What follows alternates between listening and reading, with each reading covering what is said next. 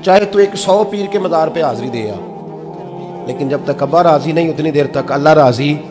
یہ حدیث پاک ہے، حضور نے فرمایا جس کے والد راضی اس کا اللہ راضی، اور جس کا باپ ناراض اس کا اللہ۔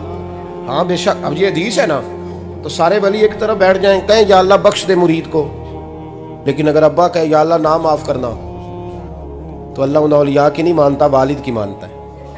اس لیے بلے شاہ آسمانی اڈ دیاں پڑھنا ہے، جیڑا گھر بیٹھا انہوں پڑھیا ہی نہیں۔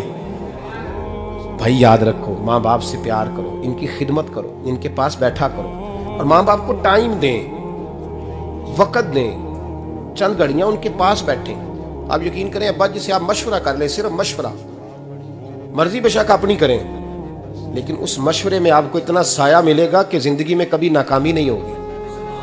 اور اسی سجن دی مننی ابے دی نہیں مننی، وہ پھٹے پہ جو نلائق ہماری طرح کا بیٹھا ہے اس سے مشورہ لینا ہے، والد سے نہیں لینا۔ باپ کے پاس بیٹھیں، اس سے مشورہ لیں۔